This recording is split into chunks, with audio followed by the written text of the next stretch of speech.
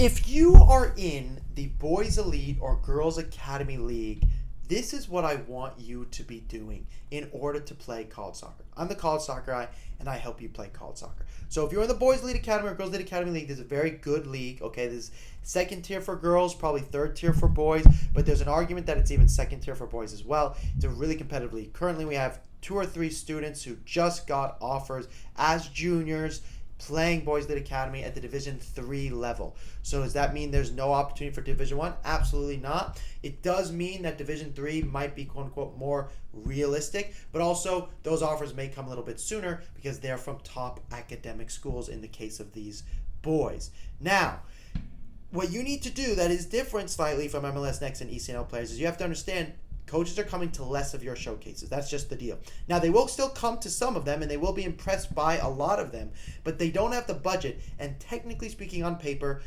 most of the best teams are playing ECNL or MLS Next, and so therefore they tend to go to those games. Now, that is not always true. Your team is probably, or maybe, shouldn't say probably, your team might be better than an ECNL or an MLS Next team, but that's not what it is about. It's about the relative eyeballs that you get on you. So the eyeballs that you get on you is really how you should judge your club team. And so you can ask your coach, how many club teams are coming? How many college teams are coming? How many college teams have come in the past to this event? What events do we plan to go to? What do you plan to do with me as a player? Are you going to contact coaches on my behalf? What is your club going to help you with? There are many good clubs out there that really want to help you play college soccer, but you do need to be proactive. Technically, on paper, it's not the club's job to get you recruited. Now, they'll be like, we will help you. That's part of our process. But their job is to provide games for you to play soccer for fun.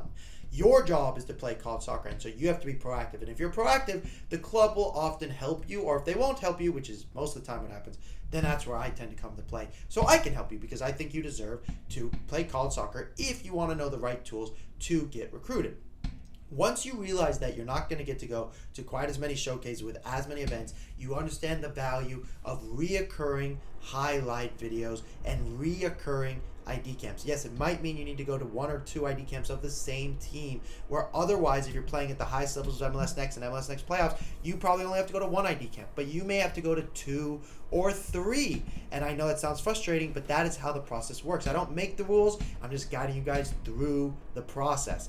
Now, videos are how you enable yourself to save some money on ID camps potentially, and also if you pick the right schools, specifically Division 3s, some of those schools will and can recruit you just based off of your video because they do not have the budget to go to all these places. So they have to go look at this video, let me call this coach, let me look at more video. You know what? This player I think is the right person. They like our school. Let's make them an offer. At the D3 level, there's no athletic money, so they're going, what academic money can we get them, and can we get them a scholarship just through academics? And I'm willing to take a risk on them based off video alone. I got to meet them. They came to visit at the school, and this is a good fit for us.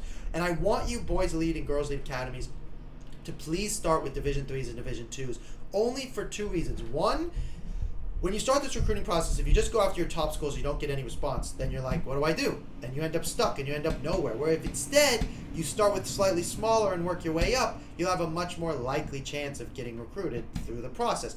Also, you can get that level of interest to then get the interest of other schools at the higher levels, which is of course what you want. And then on top of that, you can make sure you have a backup in case one of your D1s falls through, and you will get proper feedback from those D3 coaches who can tell you, you know what, you're a higher level than us, but we like you. So if it doesn't work out for your D1 schools, then come back to us. And now you've gotten a college soccer coach's opinion about you. So those multitude ID camps is a really good idea. Now, if you're a top academic student, which tend to be the students that I like to work with, you need to consider the following camps: PPA and Harvard Clinic, especially on the boys' side. These camps are high academic schools that are all going to be at the same place, and you're actually going to get properly noticed. Master's ID Camp is another one that's really good for you as well. When you are Boys Elite Academy and Girls Elite Academy, it does not mean you cannot play college soccer. Remember, even if they're playing MLS Next or ECNL, they're still most likely not going to play college soccer. But you are, quote unquote, you could argue, less likely. So you have to do more. You have to do more videos, more every touch videos, more reaching out, proper emails. It has to be more extreme.